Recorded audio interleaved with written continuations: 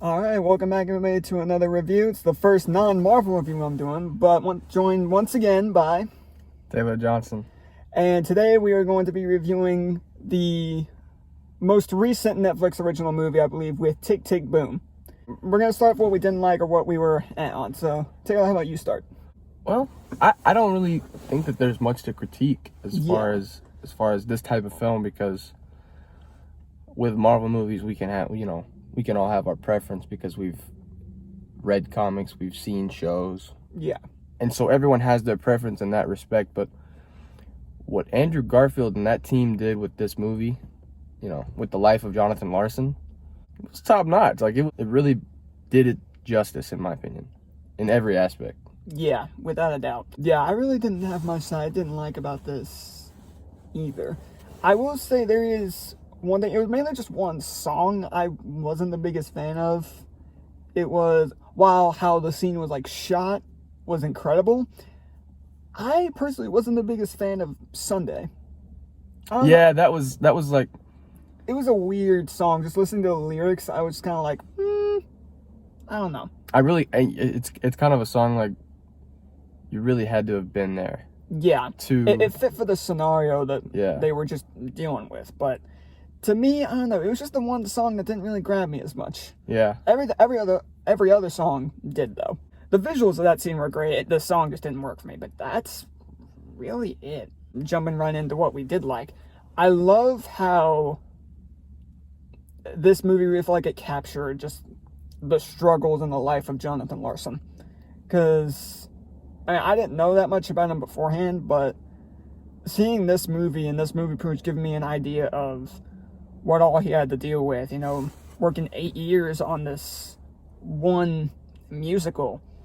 And then I love how we get to the end of the movie and it's like he finally does it. He's finally written one. And then everybody's like, so when are you writing the next one? He's like, what are you talking about? And to the point where he just pretty much broke, and it's like he didn't want to do that anymore because he was like, it took me 8 years to write one. I don't want to waste any more of my life. Yeah. And then, the movie ends with pretty much all of his closest friends and family telling him, no, you can do this. You've done it once. You now know how to do it. Mm-hmm. Speaking of that, the songs in this movie are amazing. Some of them are some of my personal favorites. 3090 and Louder Than Words are probably my two favorites. I was listening to both of them on the way here. Oh, yeah? Yeah, I was. Those 3090, I think, holds a special place in my heart because it was the first song of this movie that I ever heard. And I was seeing a bunch of stuff where this song is put over edits, like Andrew Garfield.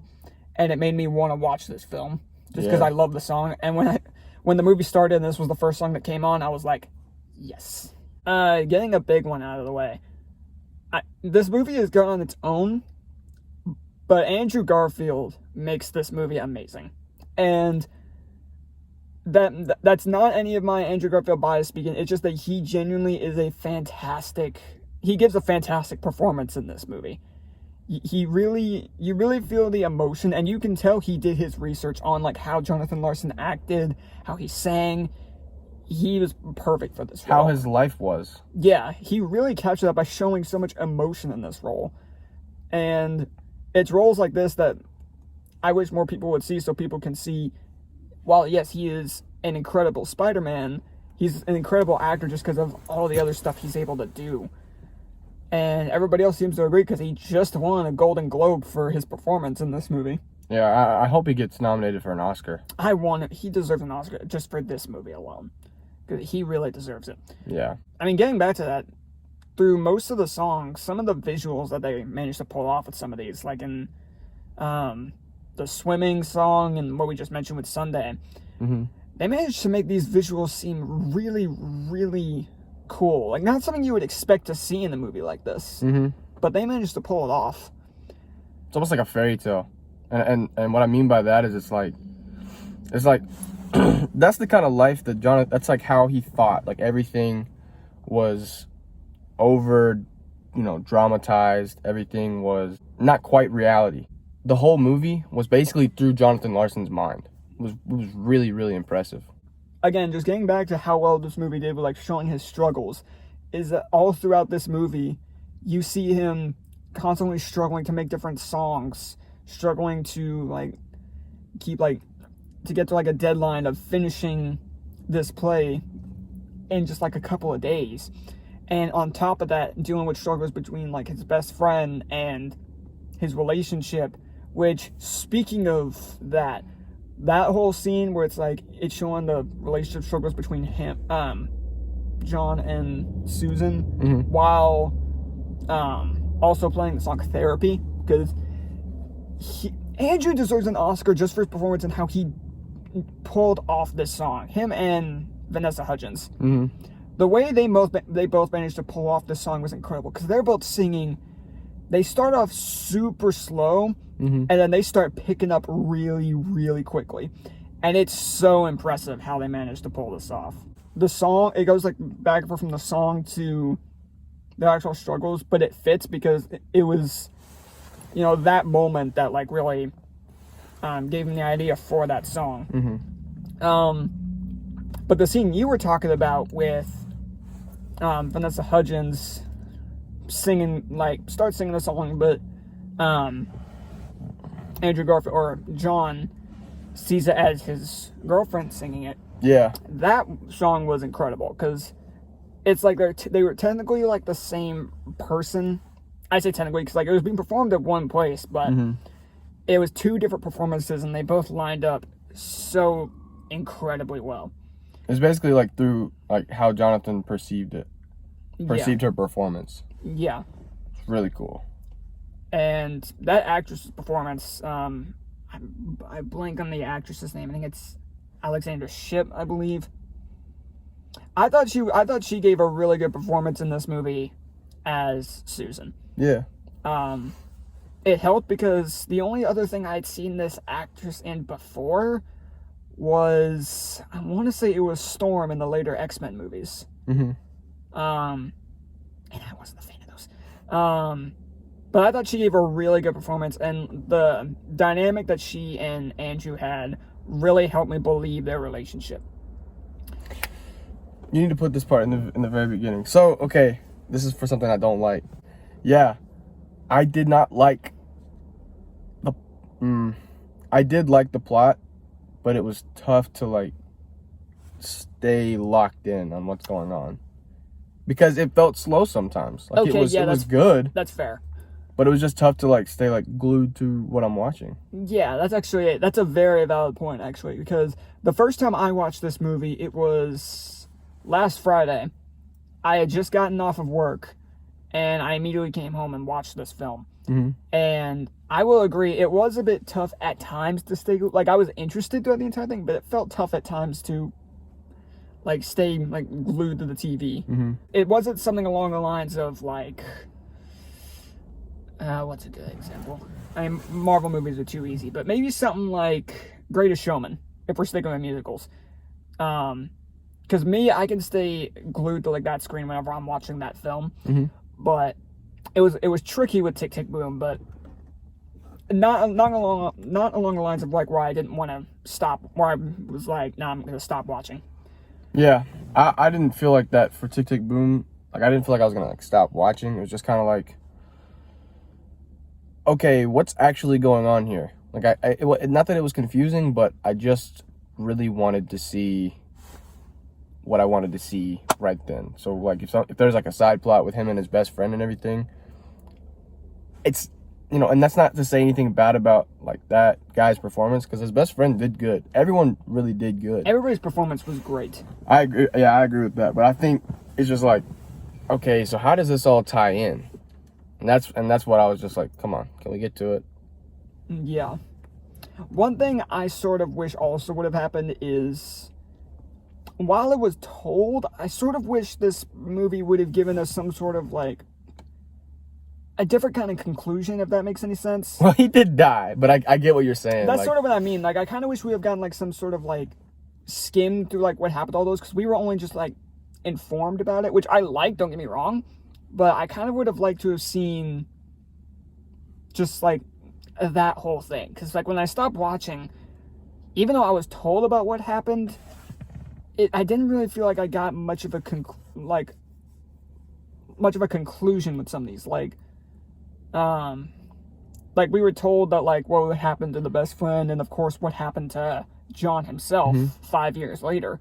But I kind of wish I could see some of his success. Yeah, I kind of, because we ended like when he's about to start on that journey to his success. Right. But we're only just like told about everything that he ends up doing. And that's sort of one thing I was a bit iffy on. While I didn't mind how it ended, it just didn't feel like it didn't feel like the movie was like wrapped up in a nice, neat bow, if that makes sense. Yeah, okay, I can see that. But I would say that's in the middle, if only because I still didn't mind how the movie ended. Because with how long the movie was, because it was already 2 hours. Yeah.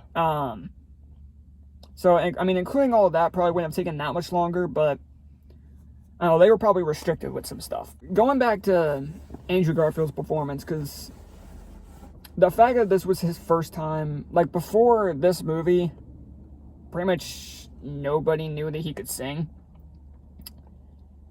That's so cool, man. And he can sing very, very, very well. While people like, again, going to Greatest Showman as a comparison, everybody knew for a while that Hugh Jackman could sing before this movie. But with Tick, Tick, Boom, this was his first time ever like singing in any sort of project.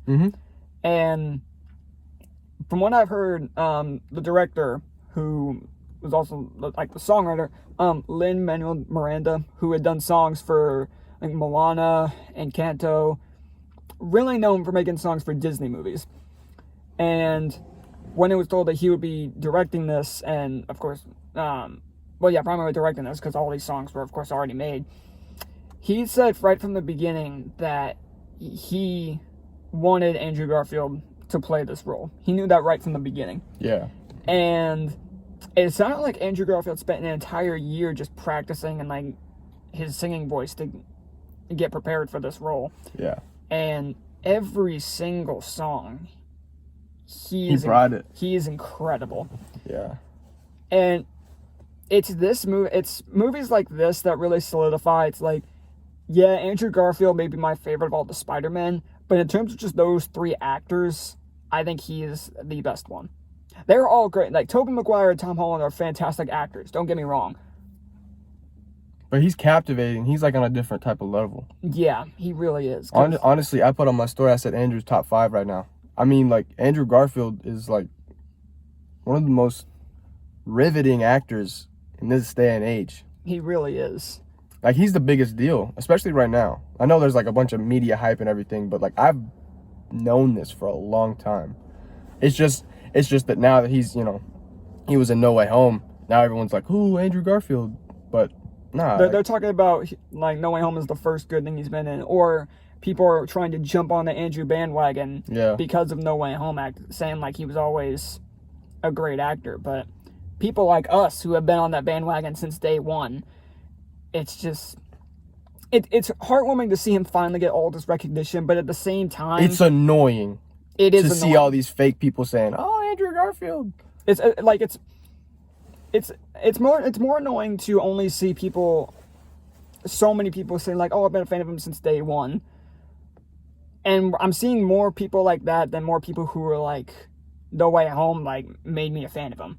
Because like I've seen very few people say like, "I'm not gonna admit No Way Home. I've been on the bandwagon since No Way Home," but there are so many fake people saying that they've been on it since day one when it's clear that isn't the case, and it's hard to pick out who is who because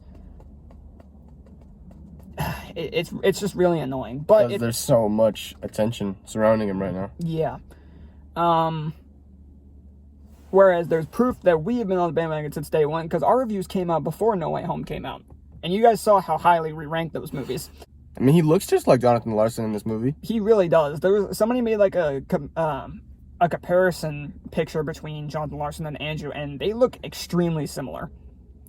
They did a really good job of just like making it just feel like it's these characters and just making it feel like it's in this point in this time period. It's also kind of eye-opening to like what life is like in New York. Yeah, it really is, because it was made a point during like the therapy song scene where Andrew just screams everybody's unhappy in New York. And I'm just like, that's probably one of the most accurate statements to ever be said in the movie. Is there anything else? In one way or another. Yeah. Let's see, you got anything else? I don't think so. Alright, well, I guess we're at the ratings now. It's a tricky one. Because there's not a lot I didn't like about this movie. Aside from it feeling a bit slow at times and just the one song that didn't grab me. But aside from that, I think I'm gonna have to give this movie a 9 out of 10. If only because the song is such a smaller thing, but the feeling slow at points, it does kind of hurt for wanting to rewatch this movie all the time. Mm-hmm. But at the same time, I think this movie did an incredible job of capturing Jonathan Larson's story. All the acting was fantastic, especially Andrew Garfield. And the soundtrack is one of my personal favorites now. I don't know if it's... 3090 is definitely my favorite song right now. Screaming happy birthday. That's definitely my favorite song right now, but I don't know if I would put this soundtrack over Greatest Showman. Nah, you can't. Yeah. You can't. that's such an unfair comparison, but... Yeah. Because that soundtrack is incredible. That's a movie that'll get a review at some point. But, yeah, I'm going to have to stick with this movie a 9 out of 10. It's one of the... I think at some point, I'll probably do a top 10 movies that came out in 2021. Because this movie might be up there. And it's definitely one of my favorite Netflix originals just in general. And if you haven't seen it, definitely see it. I think it's a 9 as well. But I don't mean that it's a 9 like it's a Spider-Man type of 9. It's a 9 because of the quality of the movie. It's a really well-handled film. It's, there's so much attention to detail. And it's captivating as far as emotions. And that's hard to do. Especially the way Andrew Garfield and the whole cast really did it. Because typically, whenever I get introduced to a scene or a plot, it's just if it doesn't directly relate to me, it's not going to be easy to hold my attention. But the way they did this, it's just sparked my curiosity. And I'm like, okay, what's going on here? And I don't really know if I have the right words to describe it, but it's just really, really an impressive film. It's a movie you definitely need to see for yourself. Yeah, it's one of those. Yeah, you have to see it for yourself and see what it does for you. And the reason why it's not higher is because of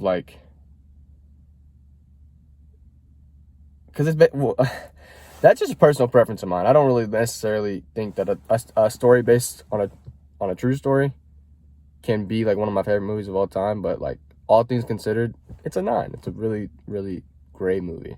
Yeah.